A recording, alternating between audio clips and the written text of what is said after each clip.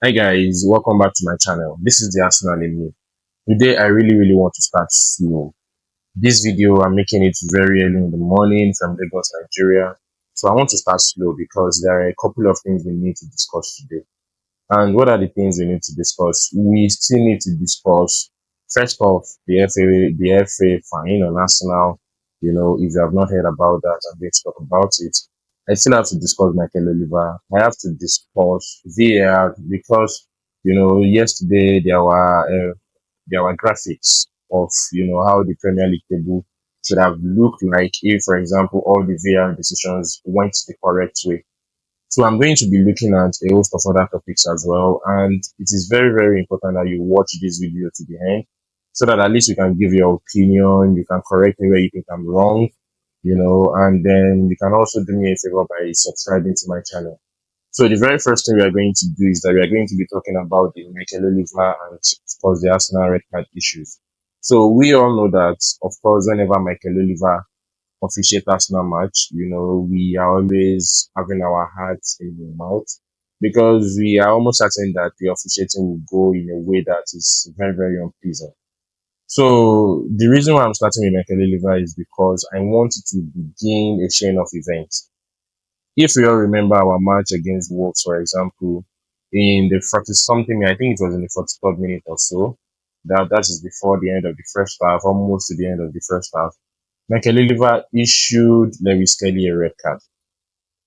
I did some videos on this. I talked about it extensively, and this was a topic that really took the media space for a while. As a matter of fact, since then, media spotlight has been on Lewis Skelly, criticizing everything this young man does. So let's stick with Michael Oliver today. So fast forward, Michael Oliver gave him a straight red card instead of giving him, probably a yellow, a straight red card, which meant he was going to miss some other crucial matches. I think after then was when we played Aston Villa, was when we played Tottenham Hotspur. I can't remember when we played after that time, but I remember we played Tottenham Hotspur after that period. So of course, Arsenal went in for the appeal. When we went in for the appeal was granted, and of course, we won that case. We won that case. The red card was rescinded, and he had to play. He was able to play going forward. The red card was actually rescinded, officially. So then again, the FA charged Arsenal. This is the charge here. The FA says that according to the FA, they are saying that Arsenal FC has been charged. Arsenal FC has been charged after its players surrounded a match official during the Wolverhampton Wanderers, during the fixture against Wolverhampton Wanderers FC on Saturday, 25th January. The club allegedly failed to ensure that its players did not behave, in an improper manner, around the 43rd minute. Arsenal FC has until Monday, 3rd of February to provide a response. So this was actually the FA's charge on Arsenal. And mind you, by this point in time, they already have rescinded the red card, saying it themselves that they find it to be unnecessary. So when the FA says the card is unnecessary and they're actually bringing in a charge because of the fact that, of course, our players, according to them, surrounded the referee, Michael Oliver, for a decision that is a bad decision and for a decision that the card has also been rescinded by the same FA that is charging us now. So that is why I say that it is important I need to start from the Michael Oliver situation so that I can grow the topic into the new FA charge. In fact, it's a fine, not even a charge now, because the charge was what I just read.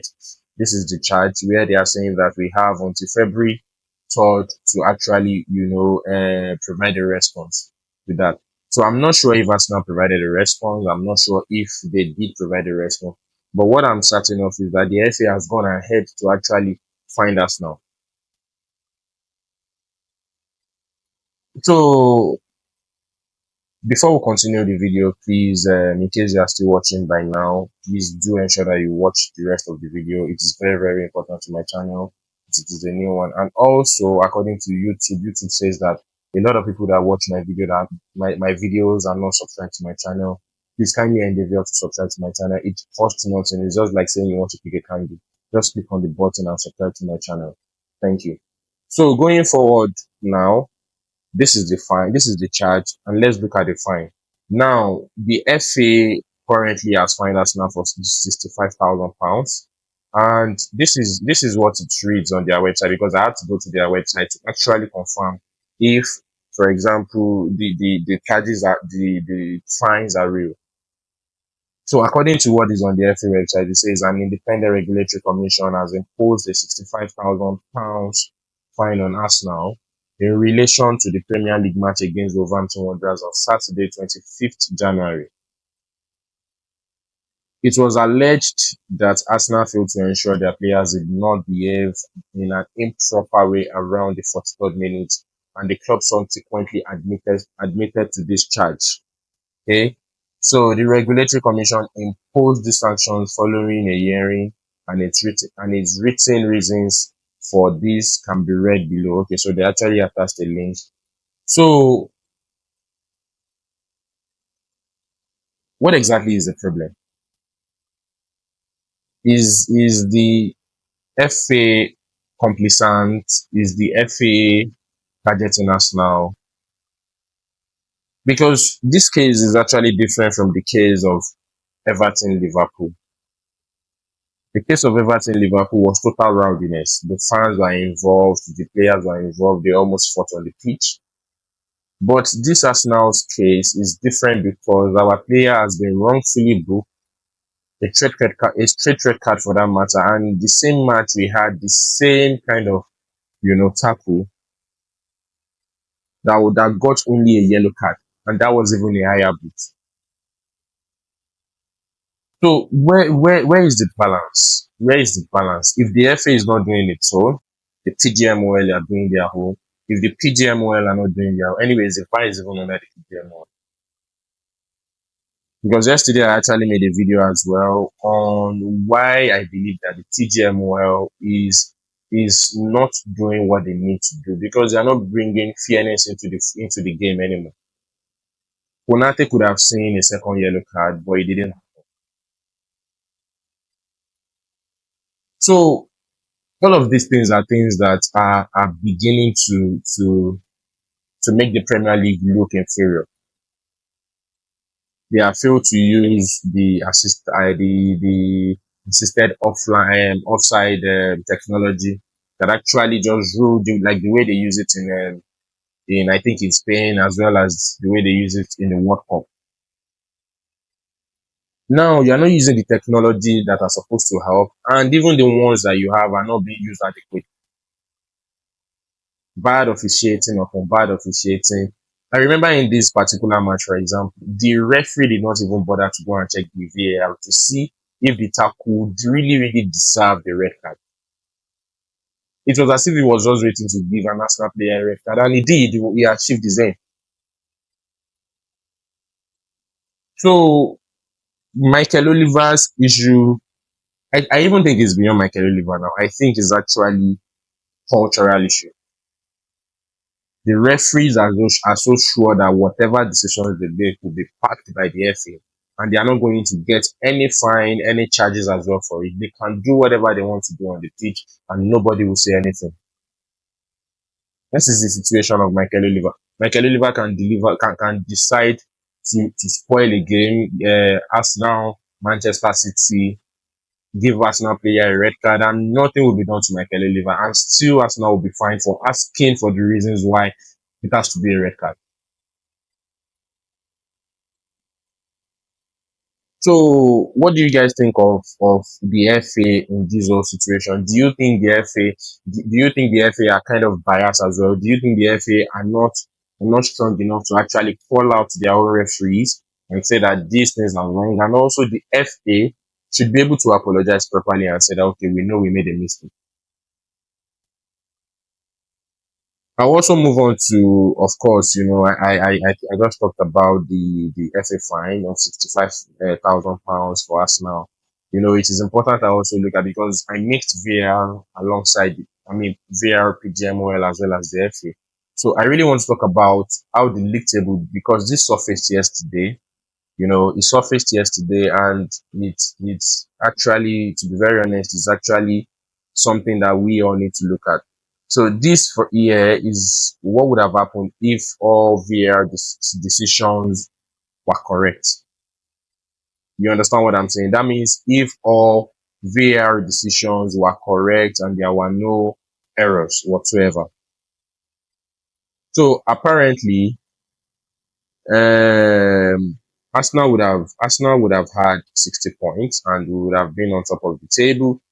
Liverpool would have had 59 points with here now, everybody, this is match week 25. Everybody has played their 25 games. So Arsenal would be on 60 points, Liverpool will be on 59 points, Bournemouth will be on 48 points, Nottingham Forest will be on 47 points.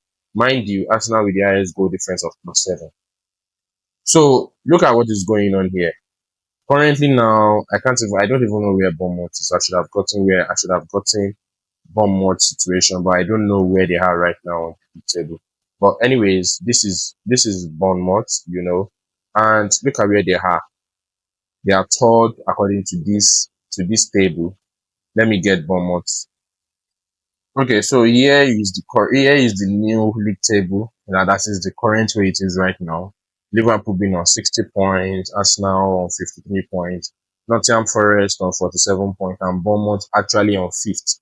But reverse would have been the case. For example, if we had no VAR error, Arsenal would have been on 60 points, Liverpool would have been on 59 points, Bournemouth would have been on 48 points, and of course Nottingham Forest would have been on 47 points, Manchester City fifth on 42 points. But if you look at the way it is now, the way it is currently, Manchester City is on fourth. So what does this really have to say? This says that, the VAR decisions are very, very crucial. VAR decision is a make or break when it comes to the EPL. I mean, we could have very well be sitting top of the table right now, hoping to just properly play the rest of our matches and hopefully win the league this time around. But now it is a difficult situation because as it is now, Liverpool currently has a 7 point gap ahead of the table, ahead of Arsenal. So the PGMOL are not focusing on what I think they need to focus on. They are not focusing on the important things. They are focusing on things that does not really, really concern them. How can you fine a football club for an offense that you have said it is uncalled for? So what exactly do they expect the players to do?